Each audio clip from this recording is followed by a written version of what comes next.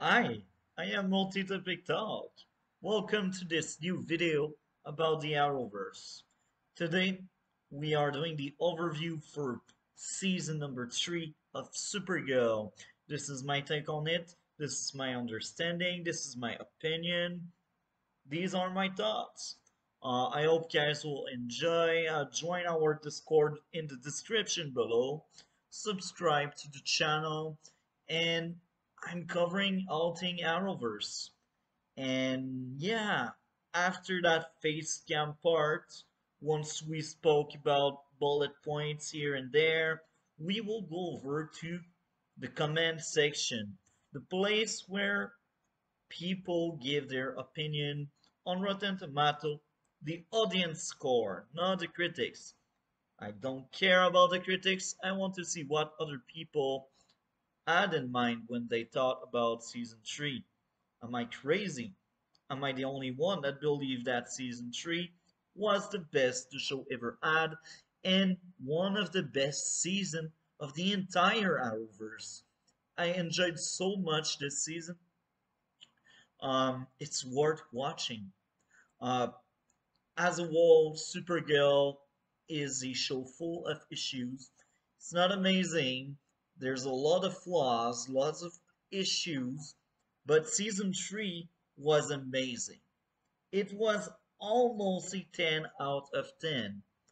Now, as the overall score for the entire season, I'm not quite sure. I think it's between 9 out of 10 and 9.5 out of 10. Now, the reason why it's not a 10 is love triangle and relationship as a whole took too much space in the show. But this is something that has been there the entire series of Supergirl. Each single season, relationship, relationship, relationship. I'm not a fan of that. I don't like shipping. I don't care. Will they, won't they? I don't care. You place two-person together, let them be for the entire series. Don't switch partner like you switch underwear in the morning. No, that's my take, that's my own opinion. If you build a relationship, maintain it. So now, with that being said, here's my first bullet point. What dragged down the first part of season 3 was the whole Maggie Alex relationship. Uh, At first, they are crazy in love, they are about to get married. I don't care. It's like, it was fine. But then they added drama between Alex and Maggie. At some point, Alex is like, I want kids. Maggie is like, I don't want kids. I can relate at some extent, but me as a person, usually when I get to know a girl and when I'm like, maybe that girl will be my girlfriend. Maybe one day we will marry. I don't know. But very early in my relationship, usually I want to make sure with the other person that the other person is interested into having kids or open-minded. If the person from the get-go says, no, I don't want any kids, I'm not interested, I will stick to that, and that's not an objective for me, I will be like, okay, um, I don't know if I should be with that person because me, I want kids, but I want kids in the future. I want kids, so I make it clear with the other person. Of course, I won't force the person to have kids if the person don't want kids, but then I will just end that or try to understand the other person point of view, but I won't go to marriage with someone without discussing if the other person wants kids or not. Because I know it's a real life issue. Some couple break up because one wants kid, the other one don't.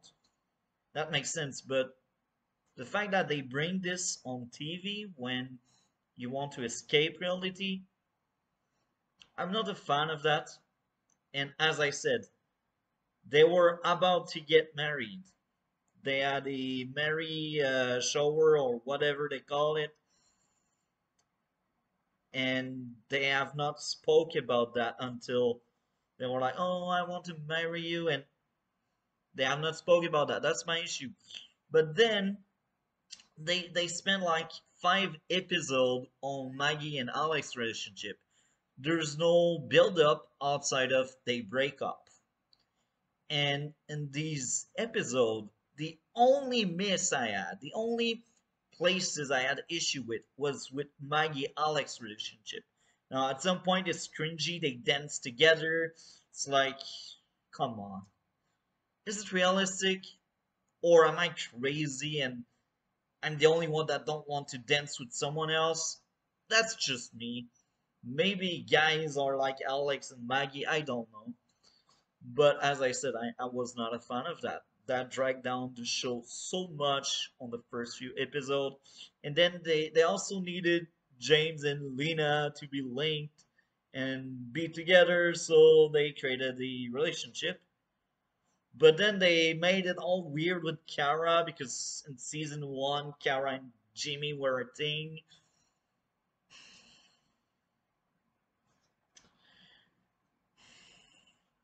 They made it clear Jimmy and Kara they would stay friends. So why do you bring that? And we also get a weird scene that was so funny at some extent where John Jones take Kara place. He shapeshift into Kara and they speak about James' kissing ability. Now, as a guy, I don't understand. Maybe that's a thing between girls. They like to say, "Oh, he is an amazing kisser." Man, me when I'm with my buddies, my friend, we sometimes we speak about sex, but it's rare. It's not like, "Oh, she kissed great." That sounds like a kid that speaks to another kid, and that's their first kiss.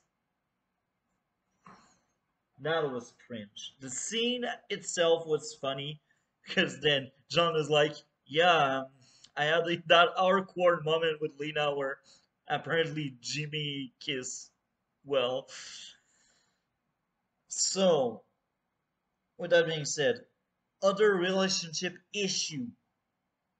Monel is back, but apparently when he left Earth a few months ago, he went to a wormhole, and that wormhole sent him to the future 7 years later.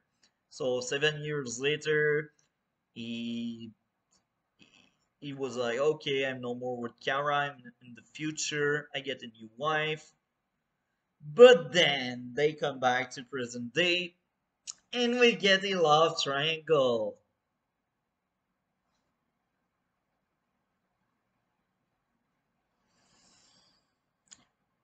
Maybe in real life some people experience that. Like at some point move on, I understand, but why you need to focus so much on relationship? Why? I don't get it, I don't understand it. But then Monel and Saturn Girl breaks apart because Monel still has feeling. I want to see superhero, not love triangle. But this is Supergirl, so this is something that happens. Everything is about love, right? Now, at the end of the season, you realize Monel still had feeling for Kara, but guess what? Maybe they could not afford Monel, or maybe they thought it was too OP to say present day, so let's send him back to the future again. So you build all that relationship, then oh yeah, he will leave again. Man. Okay, think I said enough rent here. There was also that gun control episode. That was so hard to watch. And that was at the end of such a great season, but that episode just appears there and smashed the season into pieces. And we also that karaoke episode, so cringe, so hard to watch. But then you remember it's Supergirl, so this is something that happens often in the series. Um, so yeah, now as I said, enough rent. Now let's go over to what I liked. Why I believe season 3 was amazing. I have a lot of things to say. Kara, at the start of the season, felt interesting. She was more interesting because she did not feel like female Superman. She was only Kara, she was only Supergirl. And Mon El Loss was amazing storyline in my own opinion because they became really close during season 2. They kissed a lot, they were a couple, they were cute, they were all happy, but then Kara needed to sacrifice Monel. She needed to sacrifice him, and I enjoyed that a lot. That was great. Because now Kara is about to just drop the human side of her and embrace fully Kryptonian duty. Save the world only. That was amazing. I liked it. It gave a darker tone to the series in some ways. Felt more serious.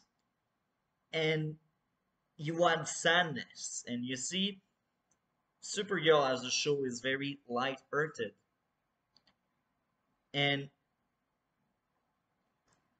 I did not thought they would do a darker season that well. Because you see, when the Flash tried to go dark, we got season 3.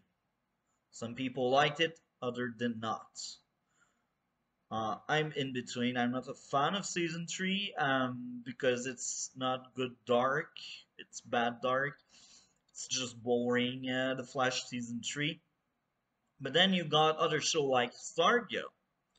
Season 1 was great, light-hearted show with a bit of dark spot here and there. Season 2 was much darker than 1, and it was well done. It was still at its core Stargirl. And you see Supergirl, Season 3, at its core, it was still Supergirl. So yes, it was a bit darker, but we had fun as well. The characters around were the same, they were interesting. Only Kara as a character felt different than any other season. And that's what I liked. Because you see, as much as I feel like Melissa was the right pick for the role, and as much as I feel like she nailed it, the best material she got was in season 3. Now, I remember Smallville TV show, we had a different Kara, a different Supergirl, and the idea itself was amazing. That was my favorite idea. Now, I cannot tell it was my favorite Supergirl because it's unfair for Melissa that spent 6 years in comparison of someone that did 1 full year and peace here and there in other years. I still feel like Melissa nailed it better. She was a better Supergirl, but the material that was given to Melissa was not always strong and amazing. In season 3 of Supergirl, it was rock solid. It was great season for me. Kara as a whole was amazing.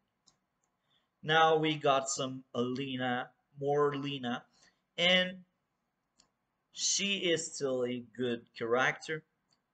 Despite not a fan of trust issue and secrets, I really hate that kind of stuff. But it's not that bad because it's mainly in the back half and in the middle half. We have secret, we have trust issue. Lena don't trust Kara anymore because Kara asked to James to spy on Lena. That whole thing was another issue I forgot to mention. And Lena telling, "Oh, that's Lex," when that's hers. That's also another issue. So I'm not a fan of that. And then Kara saying, "Oh, I want to be friend with you, Lena," and Lena is like, "I have friend. We are co-worker, and that's it." I found that very like Lena, but at some extent, I find Kara very stupid because she's the one that divided Supergirl and Kara, and she's the one that didn't told the truth to Lena. So why does she expect Supergirl to be friend with Lena if Kara is Lena's friend? Now, another great thing, Rain. Rain was amazing. The best villain Supergirl had. It felt like a new take on Doomsday in Smallville. In Smallville season 8, we got Doomsday. I was a fan. I liked season 8. It was one of the best seasons the show had, in my own opinion.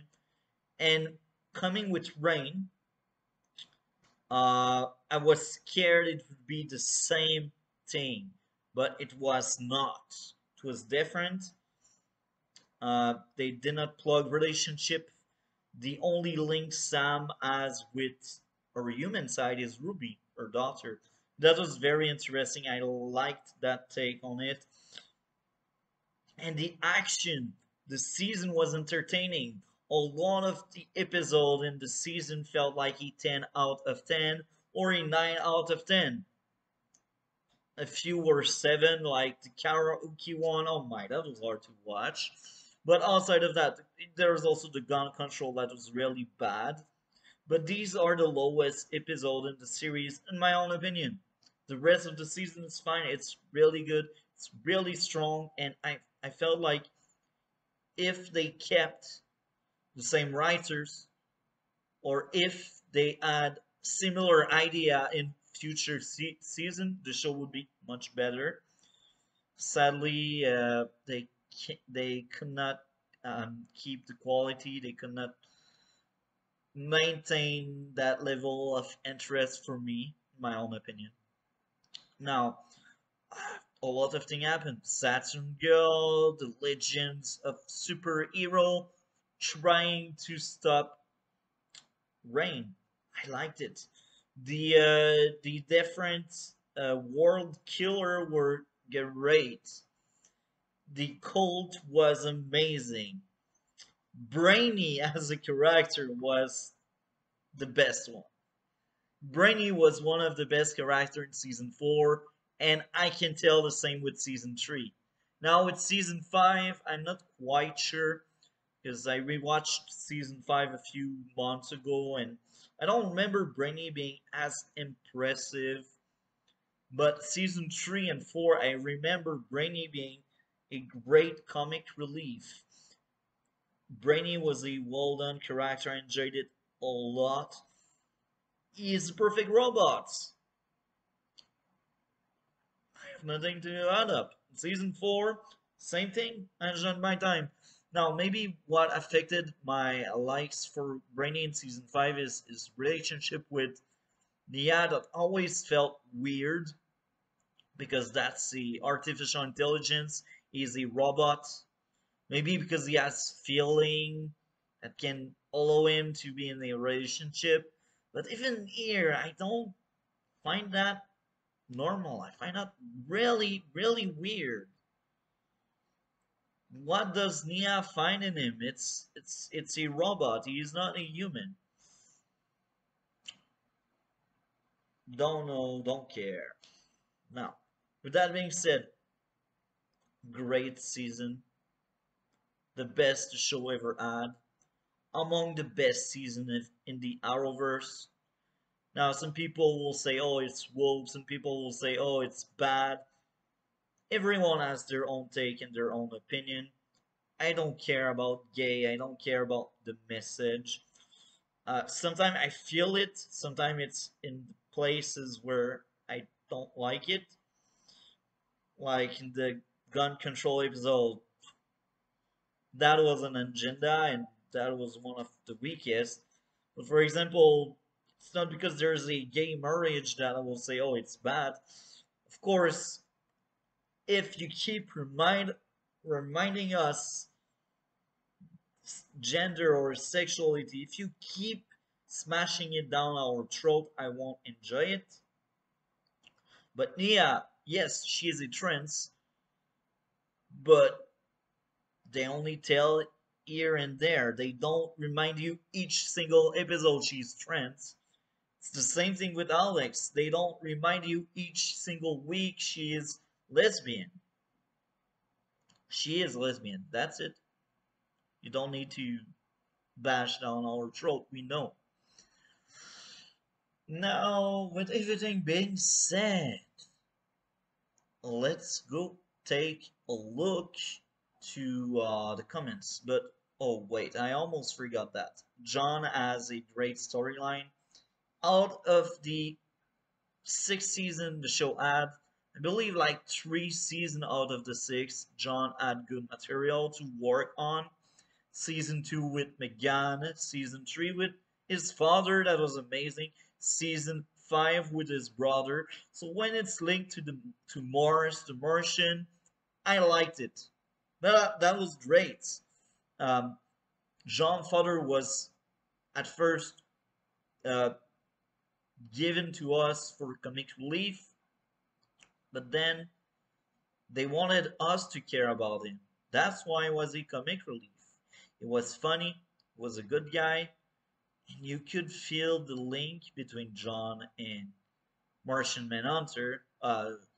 John and his father Merlin, I believe, and I liked that a lot. And sometimes they were doing exposition, but realistic exposition, like John being slave of his work. Merlin told John one time, uh, "It's not me that is in prison; it's you, my son. It's you that is slave of the deal." And that felt like a father-son moment, some kind of wake-up call Merlin wanted to do with his son. And you see, this was great material. Or when Merlin don't want Alex to tell Johnny is sick. That was great. Usually I don't like secrets, but I could understand at that point why he wanted that. Because once everyone knows, it becomes a reality. And at first, you don't want to face off that reality. You don't. And what I enjoy the most is the fact that John cares so much about his father that his father loss changed John as a character. John got character growth, and the same character growth kept going on in season 4. And that's what I like the most. So, yeah, let's go to the comments.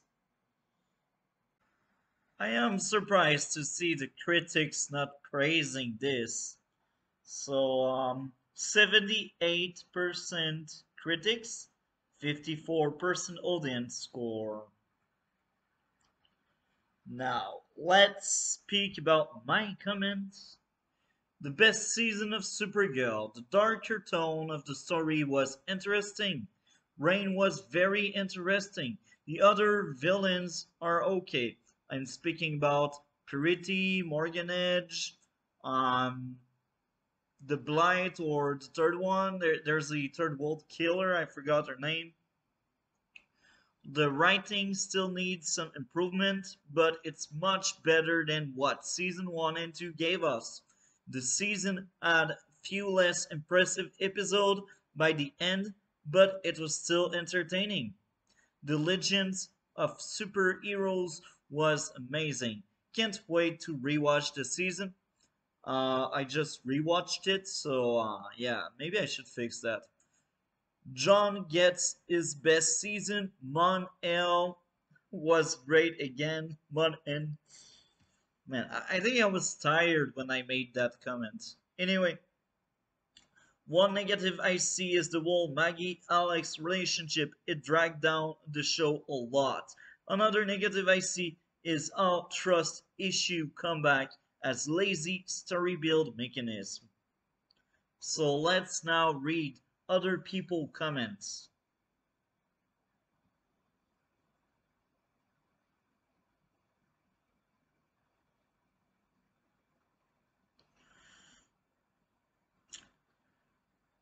Perfect. First comment here. Started off decent with Kara's emotional story, then completely flopped the landing. I don't agree with that. And the show never recovers afterward. It got worse and worse until the end. They simply stopped caring about Kara altogether. This is true. Like the show became like the legend and friend or whatever. Season 3 was probably the most boring and forgettable season in the show. I actually had to. Oh, really? Okay. I don't like your comments. It's sad to say, but I won't fully read it because you dare to say it was boring and forgettable. It was the best season. The best season, and you dare to say that.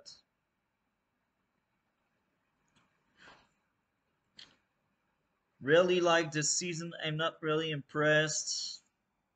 Extremely bad and lazy writing and very mediocre acting. Nothing here made sense. Cried during the finale because of Win leaving, but great season. Terrible writing and acting. Enjoyed the season. Great stories. Easy to watch. Just put your brain on a neutral and enjoy it. Okay. Um, People did not really enjoy it. Some people did, but others like Perot did not. And if I remember correctly, Pearl is the hardcore Legends of Tomorrow fan as well. So sometimes he has good comments, other not really. So I think I'm crazy. I'm the only one that praised so much season 3. Yeah, maybe I'm crazy. I hope guys enjoyed. Like, comment, and subscribe for more Arrowverse content. Have a great day.